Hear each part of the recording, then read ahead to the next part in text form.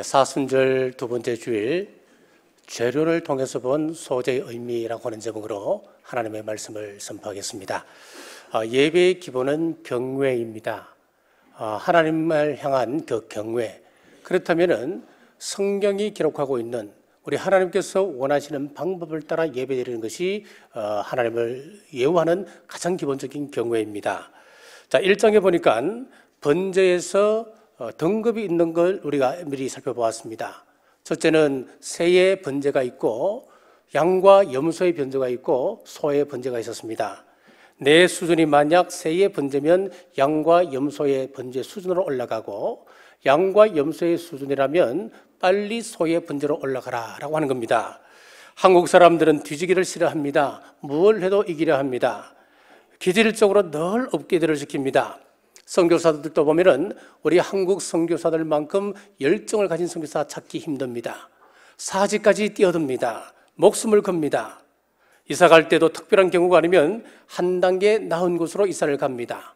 차를 바꾸어도 특별한 경우가 하면 등급을 올립니다. 이것이 보편적인 우리 한국인입니다. 마찬가지로 신앙도 어제보다는 오늘보다는 내일이 좀 더 나은 방향으로 나아가시길 주의 이름으로 축복합니다. 오늘 2장은 소재가 나옵니다. 소재는 히브리 말로 민하라고 하는 단어를 사용하고 있는데 그 의미를 보면은 높은 분에게 잘 보이기 위하여서 선물을 드리는 것을 이야기합니다. 하나님께 나의 최고의 예물, 최상의 것을 올려드리는 겁니다. 구체적으로 재료를 통해서 소재를 살펴보겠습니다. 재료를 통하여 본 소재의 의미, 첫 번째는 가루로 드렸습니다. 1절을 보십시오. 누구든지 소재의 예물을 여호와께 드리려거든 고운 가루로 예물을 삼아. 곡식을 드릴 때는 알갱이 그대로 드릴 수가 없었습니다. 반드시 가루를 내고 그것도 고운 가루를 하나님 앞에 올려드렸습니다. 가루를 만들려면 먼저 내가 부서져야 됩니다. 깨어져야 됩니다. 깨어지지 아니하면 하나님 앞에 온전한 제물이 될 수가 없습니다. 하나님은 저와 여러분이 고운 가루로 소재의 삶을 살기를 원하시기 때문에 때로 절구에 넣어 우리를 빻으시기도 합니다. 돈의 절구, 사람의 절구, 환경의 절구에 넣고 빻으십니다. 자아가 깨어져야 되고 우리의 교만과 우리의 위선과 내 모든 혈기가 깨어져야 하나님께서 원하시는 소재의 삶을 살아갈 수가 있습니다. 그러므로 하나님 앞에 쓰임받는 인생 들으면 고난의 과정은 누구에게나 동일하게 주어지는 공통 과제임을 우리는 알아야 됩니다. 왜 우리 가정에만 이런 어려움이 올까? 왜 나에게만 이런 문제가 닥쳐올까? 왜 우리 가정에만 경제적으로 어려움을 겪게 하는가? 하지만 오늘 우리가 이 말씀의 의미를 잘 살펴보시면은 그것이 아니에요. 우리가 하나님의 백성 되기 위해서는 누구나 깨어져야 합니다. 고난이 올 때 내가 다스림을 받아야 할 부분이 어디인가 잘 보십시오. 그것 빨리 발견하고 깨달으면 고난의 기간은 단축될 수 있습니다. 하나님 앞에서 우리가 의인인 사람 누가 있습니까? 하나님 앞에서 완전한 가정 누가 자신 있게 이야기할 수 있습니까? 다 약점을 가지고 있고 나름대로 가정마다 전부 다 보면 고난은 다 가지고 있습니다. 욥보다 더한 고통을 당한 사람이 어디 있습니까? 처음에 욥의 대화를 살펴보면은 그 사람이 굉장히 교만한 사람이었다는 것을 우리는 알 수가 있습니다. 친구들이 찾아와서 욥, 당신은 분명히 죄가 있을 거야. 죄가 있으니까 이런 문제가 오지. 당신은 분명히 하나님 앞에 해결해야 할 문제가 있을 거야. 문제 때문에 이러한 고통이 찾아오는 것 아니겠어? 라고 이야기했을 때에 욥이 뭐라고 이야기합니까? 나는 죄가 없다. 나는 의롭다. 그러다가 고백하는 말이 욥기 23장 10절에 보니까 나의 가는 길을 오직 그가 하시나니 그가 나를 단련하신 후에는 내가 정금같이 나오리라. 고난을 통하여서 자신의 모습을 제대로 보기 시작했습니다. 교만한 모습이 깨어지기 시작했습니다. 하나님 앞에서 순결한 종으로 다시 세워지게 되었습니다. 고운 가루는 부드럽습니다. 고운 가루를 위해서 절구에 넣어 찍듯이 채를 받아서 흔들어 골라내듯이 거친 것은 다시 절구에 넣어서 다 씻어내듯이 이런 과정을 통하여서 우리는 부드러운 가루가 될 수가 있습니다. 그래서 많은 훈련을 받은 사람일수록 공통점이 하나 있습니다. 그 사람은 참 부드러운 사람이 되어 있습니다. 여러분 자신을 살펴보십시오. 하나님 앞에 소재로 드려야 하는데 그친 것이 아직도 여전히 남아 있습니까? 성격에 그친 것, 행동에 그친 것, 말에 그친 것, 내가 고운 가루가 되었는지 아닌가는 다른 성도들과의 연합 관계를 살펴보면 우리가 파악할 수가 있습니다. 가루 속에 물이 들어가면 가루는 금방 다른 가루와 합쳐져서 반죽이 되지 않습니까? 가루는 반죽이 되지만은 이 알맹이는 아무리 물을 많이 붓는다 하더라도 서로 뭉쳐지지 않습니다. 반죽이 되지 않습니다. 내가 기질적으로 강한 부분이 있습니까? 내가 성격적으로 모난 부분이 있습니까? 오늘 이 소재의 예물을 잘 여러분들이 파악하셔서 하나님 앞에서 이런 것까지도 우리가 내어놓고 고운 가루 되시는 여러분 되시길 주의 이름으로 축복합니다. 재료를 통해서 본 소재의 의미 두 번째는 기름입니다. 자, 이 기름은 가루를 드리는 방법에 따라서 조금 다른 차이가 있습니다. 첫 번째, 고운 가루로 드릴 때는 그 위에 기름만 부어서 바쳤습니다. 1절입니다. 누구든지 소재의 예물을 여호와께 드리려거든 고운 가루로 예물을 삼아 그 위에 기름을 붓고. 여기서 기름이 의미하는 것은 무엇이겠습니까? 성령님입니다. 고운 가루는 누구를 예표합니까? 우리 예수님을 예표하고 있습니다. 누가복음 4장 18절에 성령님께서 예수님에게 임한 사건에 대해서 말씀하십니다. 주의 성령이 내게 임하셨으니 내게 기름을 부으시고. 고운 가루이신 예수님께서 성령님의 기름 부으심으로 사역을 시작하셨다는 이야기입니다.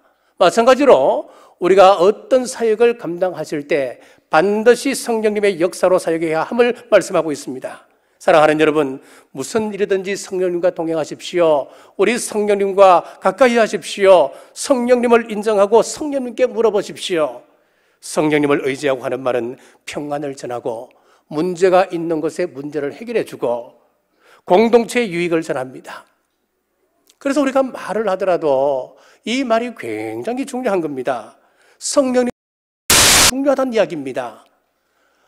자, 은혜롭지 못한 사람이 말을 하면은 공동체가 깨지는 경우가 얼마나 많습니까? 다른 문제가 어디 있습니까? 우리가 내뱉는 그 말 때문에 공동체가 와야 되는 겁니다. 성령님께서 임하시면은 그 사람은 특별한 사람이 되어지기 시작합니다. 구약시대에 평범했던 사람에게 기름을 부으면 그 사람은 특별한 사람이 되었습니다. 기도원을 보십시오. 그는 특별한 사람이 아니었습니다. 매우 소심하고 두려움이 많았던 사람이었습니다. 얼마나 미디안 사람들이 볼까봐 포도즙을 짜는 그 틀 안에서 밀타작을 했던 사람 아니었습니까? 그렇게 소심했던 사람에게 성령님의 기름 부으심이 임하니까 그는 300용사를 데리고 10만이 넘는 적군을 향하여 진격하는 겁니다. 삼손에게도 성령님께서 임하시니까 나귀 턱뼈 하나로 1000명을 죽이는 역사가 일어나는 겁니다. 이외에도 여러 사사들이 전부 다 동일합니다. 에웃이 그렇습니다. 온니엘이 그렇습니다. 드보라가 그렇습니다. 평범한 사람이었습니다만은 그 사람에게 성령님이 임하니까 특별한 사람이 되었습니다. 다윗은 베들레헴 산골에서 태어났습니다. 그에게는 형이 7명이나 있었고 그는 8번째 막내였습니다. 이스라엘 사회에서 막내라고 하는 것은 미미한 것을 이야기합니다. 별 의미 없는 사람이었습니다. 그런데 어느 날 하루 사무엘 선지자가 그 집에 와서 다른 형들을 제쳐두고 자기에게 기름을 붓는 것 아니었습니까? 사무엘상 16장 13절입니다. 사무엘이 기름불병을 가져다가 그의 형제 중에서 그에게 부었더니 이날 이후로 다윗이 여호와 영에게 크게 감동되니라. 기름을 부을 때에 존재감 없던 다윗이 하나님 앞에서 특별한 사람으로 세워지기 시작했습니다. 마찬가지입니다. 예수님을 믿는 저와 여러분도 성령님의 역사로 말미암아 이미 특별한 존재가 되었습니다. 베드로전서 2장 9절에 보니까 오직 너희는 택하신 족속이요 왕같은 제사장들이요 그의 소유된 백성이니 우리에게 성령님의 임하시니까 성령님의 기름 부으심에 임하니까 우리는 하나님의 백성 되었습니다. 왕같은 제사장이 되었습니다. 그의 소유된 사람이 되었습니다. 이것만큼 특별한 존재가 어디 있습니까? 하나님의 자녀 되었다. 하나님의 일꾼 되었다. 하나님의 특별한 사랑을 받는 구별된 사람이 되었다. 이 사랑에 깊이 감격하고 늘 감사하는 여러분 되시길 주님의 이름으로 축복합니다. 두 번째로 기름으로 반죽을 하고 구워서 드릴 때는 그 위에 또 기름을 부었습니다.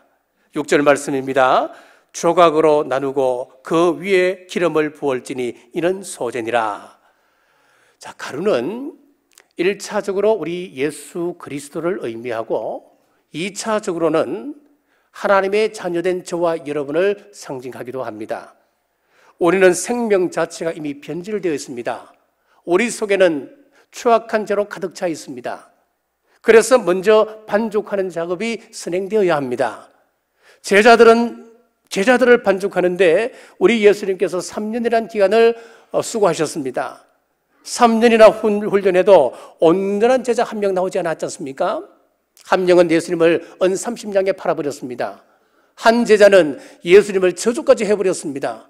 나머지 제자들은 예수님께서 십자가에 못 박히시는 그 시에 예수님을 떠나 다 도망가 버렸습니다. 그만큼 반죽한다고 하는 것은 어렵다는 이야기입니다. 그렇기 때문에 기름으로 반죽한 후 구워서 그 위에 또 기름을 붓게 했습니다. 신약 기름을 붓는 작업이 사도행전 2장에 보면 오순절 성령 세례 사건이 나옵니다. 잘 기록되어 있습니다. 예수님께서 3년 동안 기름으로 제자들을 반죽하셨고 그 위에 성령님을 보내서 성령님으로 충만케 하셨습니다. 구약에서 보면 이것은 명확해집니다. 광야에서 성막을 건축할 때 성막 재료를 자원하는 사람들 다 가져오라 그랬습니다. 그랬더니 백성들이 강제에 의해서가 아니고 자원하는 마음으로 성막 재료를 바치는데 차고 넘치게 되었습니다. 그 가운데 성령님을 의미하는 재료가 있습니다. 그것이 무엇이냐니까 기름이었습니다. 출애굽기 25장 6절에 두 가지 기름이 나옵니다. 등유와 관유에 드는 향료와 분향할 향료를 만들 향품과 바로 등유와 관유였습니다. 자, 등유는 기름을 밝히는 것을 이야기합니다. 이 기름을 촛대를 밝히는 것을 말하고 있습니다. 이 등유는 그렇기 때문에 안에다 반드시 붓게 되어 있습니다. 요한계시록 1장과 2장에 보면은 교회를 금촛대에 비유하고 있습니다. 촛대라고 하는 것은 반드시 빛을 발해야 존재 가치가 있는 것 아니겠습니까? 그러면은 그 금촛대가 빛을 발하려면은 반드시 그 속에는 기름이 부어져야 되는 겁니다. 사랑을 흉내낼 수 있습니다. 봉사도 흉내낼 수 있습니다. 우리의 얼굴에 사랑의 미소를 흉내낼 수도 있습니다. 그러나 그 속에 기름이 없다면, 성령님이 없다면 그것은 순간에 불과합니다. 금방 본성이 드러납니다. 안에서 공급하는 기름이 없기 때문에 지속적으로 할 수가 없는 겁니다. 그래서 성령님은 내 안에서 등유가 되셔서 나로 빛을 내게 합니다. 두 번째는 관유가 있었습니다. 출애굽기 29장 7절에 관유를 가져다가 그의 머리에 부어 바르고 관유로 성물과 제사장에게 부어 바르라 그랬습니다. 자, 이스라엘 사회에서 구약시대는 이 제사장은 굉장한 절차가 있었습니다. 제사장 가문에 한 아이가 태어나 성장합니다. 그러다 25세가 되면은 그 아이를 성막에 맡겨서 성막에서 훈련을 받게 합니다. 요즘 말로 하면 인턴 과정이겠지요. 5년 동안 그 과정을 거치고 30세가 되면은 대제사장이 일일이 면담을 하는 겁니다. 대제사장이 보고 결격 사유가 없으면은 그 사람에게 제사장 자체에 기름을 붓고 또 옷에다가 기름을 부어서 제사장으로 삼아서 사역을 이 말씀에 따라서 우리 예수님도 30세가 되던 해에 사역을 시작하셨습니다. 이를 시작하시면서 먼저 세례를 받으시지 않습니까? 세례를 받을 때에 하늘에서 성령님이 비둘기처럼 예수님 위에 임하셨습니다. 무슨 이야기겠습니까? 성령님의 기름 부으심이 예수님에게 임했다라고 하는 이야기예요. 세례 요한 또 30세에 사역을 시작하셨습니다. 자, 이렇게 안으로는 등유가 있어 빛을 발해야 하고 밖으로는 관유가 있어, 즉 성령님의 기름 부으심이 있어야 합니다. 우리에게도 마찬가지입니다. 기름이 안으로 잘 섞여져서 우리의 성품과 우리의 인격이 성령님에게 푹 적셔져야 함을 말합니다.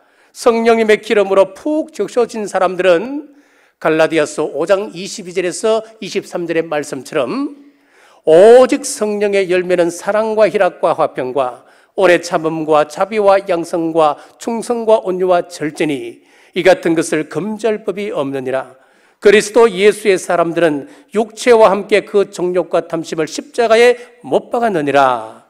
여기 보면은 성령님의 9가지 열매가 나오는데 엄밀히 이야기하면 우리의 내적인 성령의 9가지 열매를 이야기합니다. 우리의 성품을 이야기하는 겁니다. 그리고 여기서 또 눈여겨보아야 할 것은 정욕과 탐심을 십자가에 못 박았다 그랬습니다. 이것이 무슨 의미냐 하면은 우리가 성령님을 받고 그리스도인 된 사람들은 내 마음대로 살아갈 수 없다, 내 마음대로 살아가지 않는다라고 고백하는 사람들이라는 이야기입니다. 요즘 사회는 제가 강대상 위에서 말하기도 민망한 여러 가지 문제로 미투 운동이 확산되고 있습니다. 그래서 이 사회가 만신창이 되어 갑니다. 촛불 시위할 때는 앞에서 고고한 척했던 사람들이 정욕으로 가득 찬 그 모습을 보면서 사람들이 지금 망연자실하고 있습니다.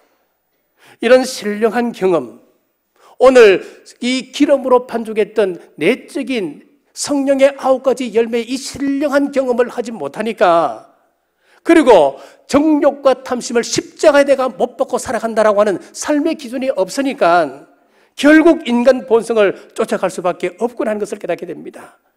성령님의 역사가 아니고는 성령님의 내적인 9가지 열매는 도저히 믿을 수가 없습니다.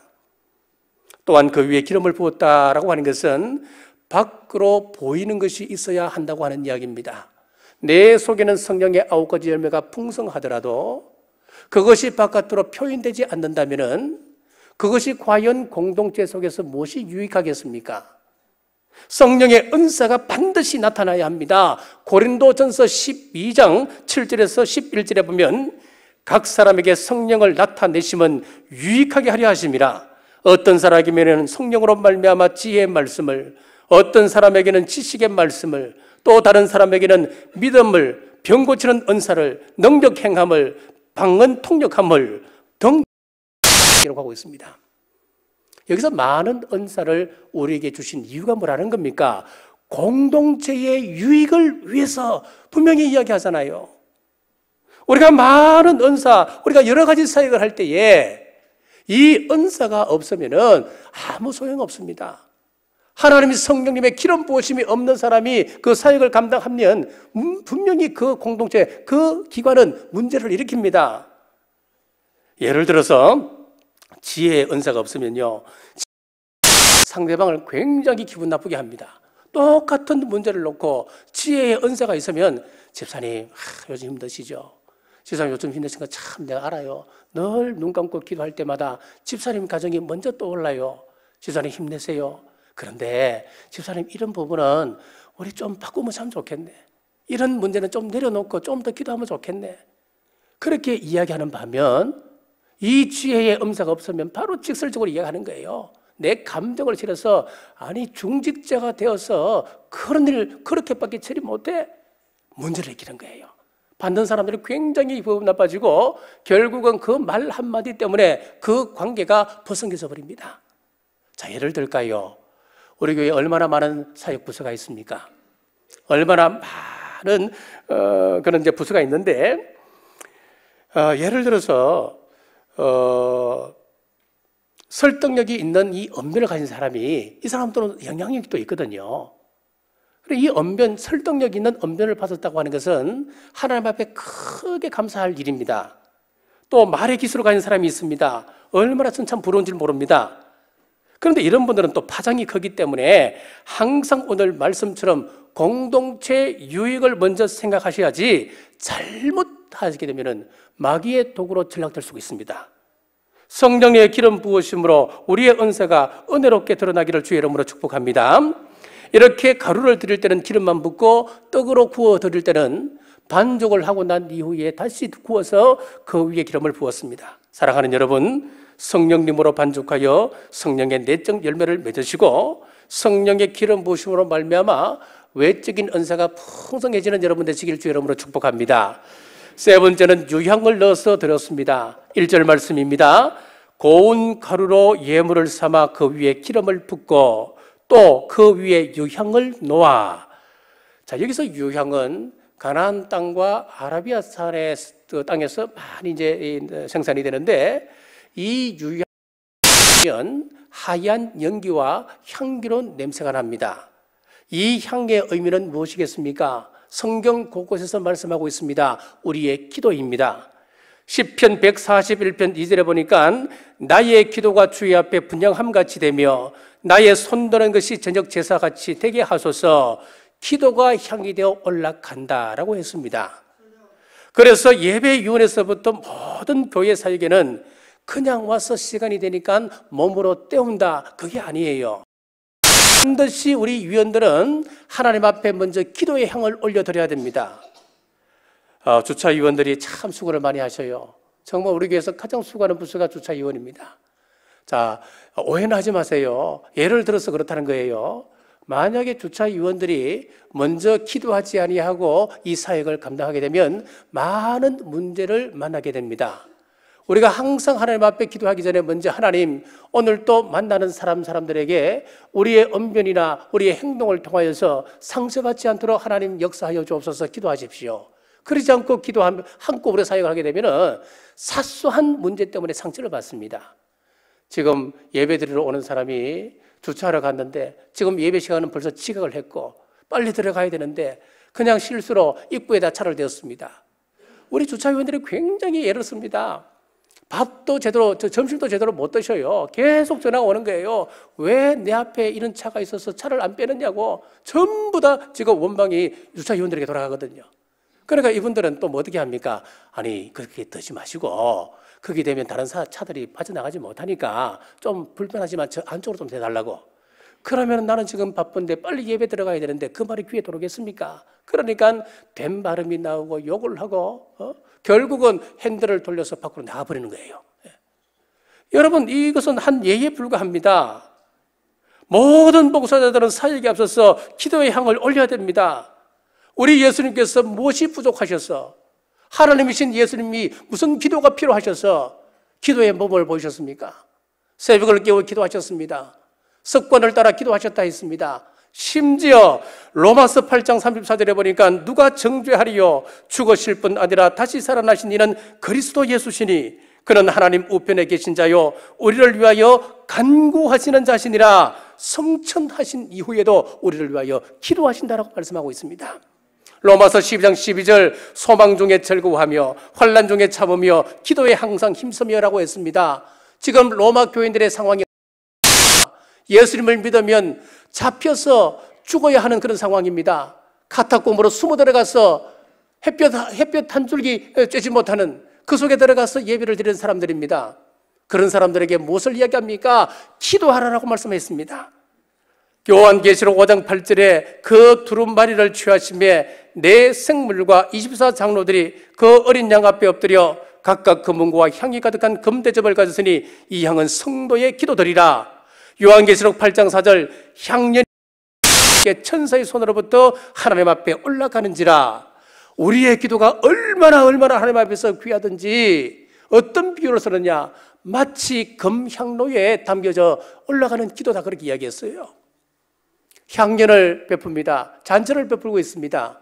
그 잔치를 베푸는 그 자리에서 하나님의 관심은 무엇이었습니까? 천사가 손으로 성도들의 그 기도를 가지고 하나님 앞에 올라간다라고 했습니다. 여러분, 기도해도 안 되더라, 기도해도 별 소용없더라, 그건 말은 틀린 말이에요. 우리의 기도는 반드시 하나님 앞에 올라감을 믿으시고 날마다 아름다운 기도의 향을 피우는 여러분 되시길 주님의 이름으로 축복합니다. 마지막으로 재료를 통해서 본 소재 네 번째는 소금을 넣었습니다. 13절 말씀입니다. 내 모든 소재물에 소금을 치라. 내 하나님의 언약의 소금을 내 소재에 빼지 못할지니 내 모든 예물에 소금을 드릴지니라. 소금을 언제 칩니까? 음식에 간이 되어 있지 않을 때 소금을 치지 않습니까? 하나님께 나를 드려야 되는데 내가 하나님 앞에서 간이 제대로 되어 있지 않습니다. 그때는 소금으로 언약을 확인하라고 하는 말씀입니다. 뭘 말합니까? 신실하지 못했던 것, 하나님과의 약속에서 지키지 못했던 것, 하나님 앞에 다 정리하셔야 됩니다. 사람과의 관계에서도 의리가 얼마나 중요합니까? 마찬가지로 하나님과의 관계에서도 의리가 중요합니다. 왜 그렇습니까? 하나님은 인격의식 때문에 그렇습니다. 하나님과 우리는 인격적인 관계 속에서 계약으로 맺어진 그런 관계이기 때문에 그렇습니다. 소금이 의미하는 것은 첫째, 불변성입니다. 소금의 맛이 오늘은 달았다가 내일은 짜다가 그러면 소금이 되겠습니까? 소금은 맛이 변하지 않습니다. 그렇기 때문에 하나님은 이 소금을 언약의 소금이다 라고 말씀하셨습니다. 민수기 18장 19절에 여호와 앞에 너와 내 후손에게 변하지 않는 소금 언약이니라. 언약을 맺을 때에 하나님께서 이것은 절대로 변하지 않는 약속이다 라고 하는 의미에서 이것은 소금 언약이다 하나님께서 말씀하셨어요. 사랑하는 여러분, 우리의 신앙도 주님 오실 때까지 변치 않기를 주님의 이름으로 축복합니다. 두 번째로 소금은 친밀한 교제를 의미합니다. 이스라엘 사회에서는 내가 당신의 소금을 먹겠습니다 라고 이야기하면 당신과 깊은 교제를 나누겠습니다, 그런 의미로 사용되어졌습니다. 세 번째, 소금은 성실성을 상징합니다. 골로새서 4장 6절 말씀에 보면은 너희 말을 항상 은혜 가운데 소금으로 맛을 낸 것 같이 하라라고 했습니다. 말 한마디를 하더라도 성실하고 진지하게, 우리의 행동거지 하나하나라도 성실하고 진지하게 하셔야 됩니다. 직장생활에서 믿지 않는 사람들이 불성실하게 시간 때우기로 하루하루를 보낸다면 여러분들은 어떻게 하시겠습니까? 나도 그 속에 동화되어서 그래 그냥 시간만 때우고 가면 되지, 그렇게 우리는 그렇게 할 수가 없습니다. 모든 일에 성실하셔야 됩니다. 모든 일에 우리는 진지하셔야 됩니다. 이삭을 보십시오. 또 요셉을 보십시오. 그가 하나님 앞에서 얼마나 성실했습니까? 얼마나 진지한 삶을 살았습니까? 그랬더니 그를 보고 있던 이방인들, 그 지도자들이 뭐라고 이야기합니까? 당신을 통하여서 우리가 하나님을 보았습니다. 당신을 통하여서 우리는 은혜를 봅니다. 당신 같은 사람이라면 내가 교회 다니고 싶습니다. 예수님을 믿고 싶습니다. 천국 가고 싶습니다. 이런 평가를 받을 만큼 우리가 사회 속에서라도 우리는 소금의 역할을 감당해야 된다는 겁니다. 자, 네 번째는 이 소금은 부패 방지성입니다. 소금에 들어가면 섞는 것을 방지합니다. 바다의 염도 평균 농도가 3.5%라고 이야기합니다. 이 바다마다 다 이 염분의 농도가 달라요. 어떤 데는 이 바다의 염분의 농도가 1%인 그런 바다도 있어요. 그러면 이런저런 이 지구상에 있는 모든 그 바다를 평균으로 보면은 약 3.5%가 된다 그래요. 적은 양의 염분이 바닷물을 섞지 않게 합니다. 육지에서 온갖 더러운 것들이 흘러가도 정화시키지 않습니까? 소금은 부패를 방지합니다. 자, 이렇게 소재물에 들어가는 소금은 불변성, 친밀한 교제, 그리고 성실성, 부패 방지성을 말씀하고 있습니다. 우리 성경에 보면은 소금 같은 인물이 등장합니다. 창세기에 보면 에녹이라고 하는 사람이었습니다. 그는 300년이나 하나님과 동행했습니다. 그 300년 동안 그는 성실했습니다. 늘 진지했습니다. 소금처럼 변하지 않았습니다. 무엇보다도 하나님과 친밀했습니다. 결국 300년을 이 땅에 살다가 죽음을 맛보지 않고 천국으로 승천되었습니다. 어떤 사람은 좋은 일이 있을 때는 감사가 충만하지만 조금만 어려운 일이 있으면 감사를 잃어버립니다. 어떤 때는 굉장한 충성을 하는 것 같은데 시간이 지나고 나면 자신의 자리도 지키지 못하는 사람이 왕왕 있습니다. 사랑하는 여러분, 교회에서 빠져서는 안 될 존재, 사회에서 꼭 필요한 존재, 소금 같은 존재 되어서 하나님과 교회와 이 사회 속에 꼭 필요한 존재 되시길 주님의 이름으로 축복합니다. 이렇게 소재물에는 고운 가루와 기름과 유향과 소금이 들어갔습니다. 우리가 어떻게 이 세상 속에서 살아야 되겠습니까? 이 시대가 얼마나 부패했습니까? 호랑이가 무섭다 하지만 정말 무서운 것은 뭐니 해도 사람이 무섭다라고 하지 않습니까? 옆집에 우리 친구의 아버지도 믿을 수가 없습니다. 부부 사이에도 청부살인의 그런 소식들을 종종 접하지 않습니까? 이런 때 우리 성도들까지 부패하면 이 땅에는 희망이 없습니다. 혼탁한 세태 속에 우리는 콘가루 되어서 기뻐하는 소재제물 되시고 성령님의 도우심으로 기도의 향을 올리며 소금처럼 세상과 교회에서 없어서는 안 될 존재되어 이 세상의 희망이 되는 우리 남북의 온 성도들 되시길 주님의 이름으로 축복합니다. 기도하겠습니다. 하나님 아버지, 오늘 말씀을 통하여 우리의 삶을 돌아보며 신앙을 새롭게 결단하며 나가게 하심 감사합니다. 저희들의 삶을 돌아보며 성령님의 기름 부으심을 받아 기도의 유향을 드리고 신앙의 변함없는 삶, 소금친 소재물 되는 우리 모두 되어서 우리의 삶을 하나님이 기뻐하시는 산 제물로 드려지게 하여 주옵소서. 다시 오실 예수 그리스도 이름으로 간절히 기도드리옵나이다.